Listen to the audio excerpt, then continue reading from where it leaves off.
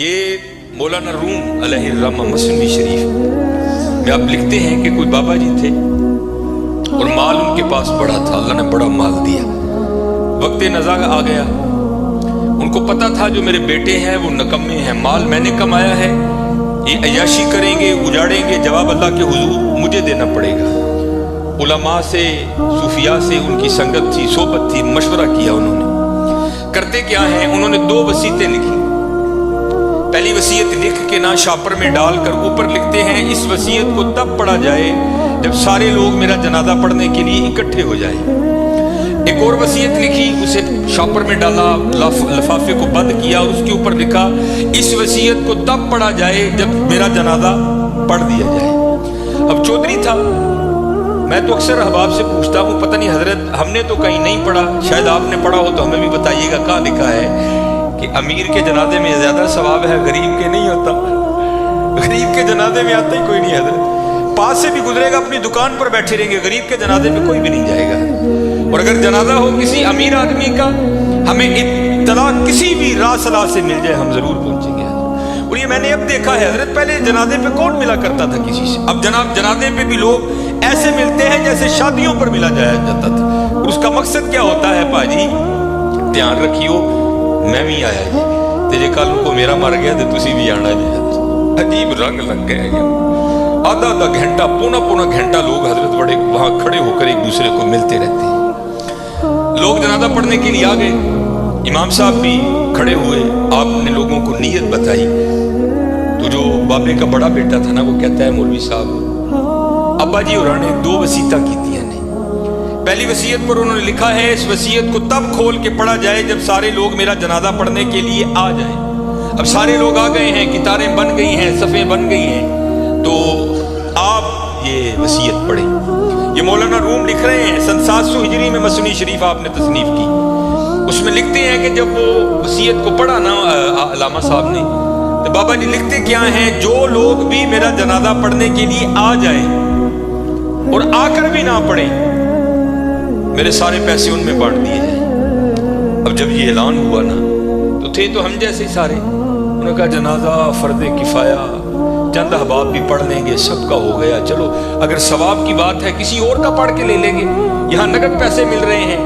ایک نکلا، دوسرا نکلا، تیسرا نکلا، یہاں تک کہ مولانا روم فرماتے ہیں کہ جتنے لوگ جنازہ پڑھنے کے لیے آئے تھے نا، سب نیکی چھوڑ کر پیسے لینے کے لیے پیچھے جا کر کھڑے ہو گئے۔ اب رہ گئے صرف مولوی صاحب اور بابا جی کے بیٹے۔ بابا جی کے بیٹوں نے سوچا، لے بھائی پیسے تو ساڈے نے، اے لے لوگ چلے نے، چلو ہن ابا جی نے وصیت کر چھڑی، یہ خیر اتنے تو ریٹ نہیں ہو سکتی، لیکن ان کو جسی بھی تو لئیے نا۔ ایک بیٹا، دوجا بیٹا، تیجا بیٹا، چوتھا بیٹا، چاروں جا کر لوگوں میں کھڑے ہو گئے۔ اب رہ گئے موئے بابا جی اور مولوی صاحب۔ پھر مجھے یہاں میاں محمد بخش صاحب یاد آئے، آپ کیا فرماتے ہیں، جان دی واری کیا ڈرونا بڑھیا، ڈر دے ہاتھ نہیں لاندے، جنہاں لئی تو پاپ کمائے کتے نے تیرے کاندے۔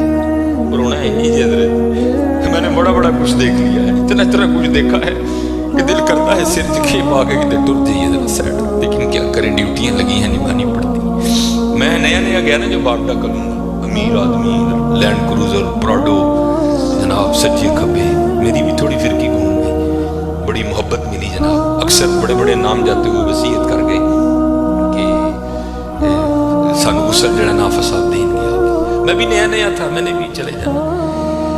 ایک بہت بڑا حضرت سیالکوٹ کا نام ہے، غسل دینے کے لیے گیا۔ اسی طرح سردیاں تھیں، بابا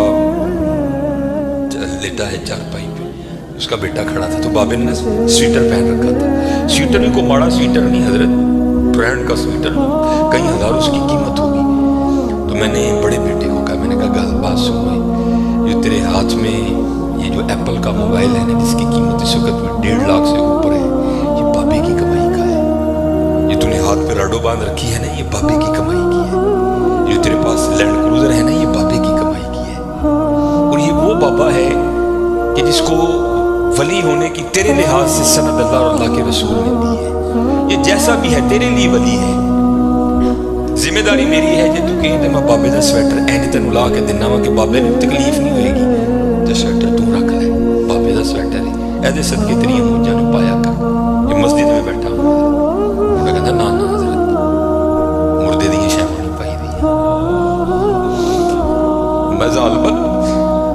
लोगों ने मुर्दा तेरा ते भाई यार की करन दे।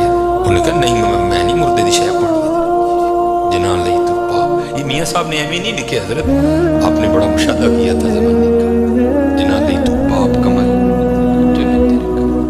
खैर हजरत कैंची मेरे हाथ में थी, मैंने स्वेटर काट दिया।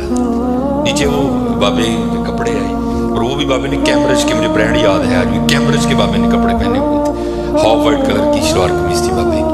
मैंने दूसरे बेटे को कहा, उसी तरह मैंने कहा सारी हम मुझे दिए बाबे की शलवार है कमीज है मैं लाना रख ले यार, कदी कदी तबरक समझ के पाई ये मेरे वाला।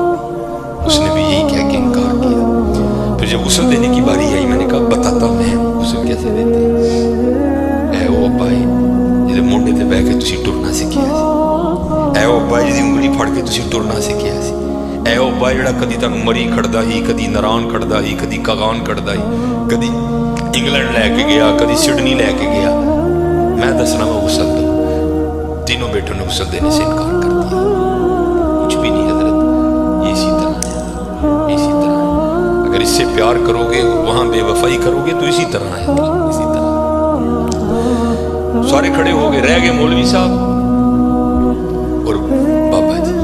सारे लोग पैसे लैन खड़ोते, चार मलंग पे लंघ फमन यामल मिस्काला ज़र्रतिन खैरन यरा।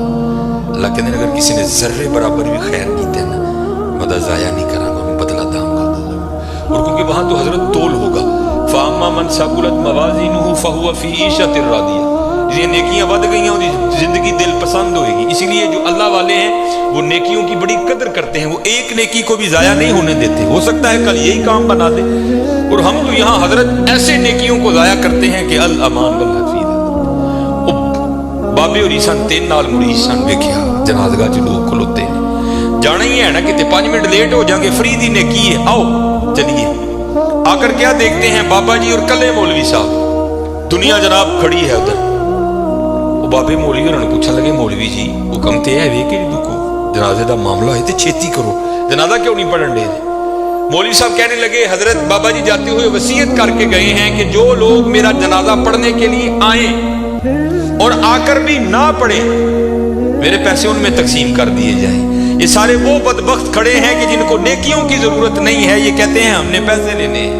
अब आप बताएं आपका क्या मामला, फूको पैसे हैं जो मेरे मुकद्दर में है। बाबा जी कह रहे हैं जो मेरे मुकद्दर में है कौन रोक सकता है। मियां मोहम्मद बख्श रहमतुल्लाहि तआला ने बड़ी खूबसूरत बात लिखी और मैंने बेतहाशा बार मुशादा किया इसका। आप फरमाते हैं अंधेर गुबार बवर्ची खाना सह मना विच पकदा, बाज मुकद्दरों कख नहीं लभदा।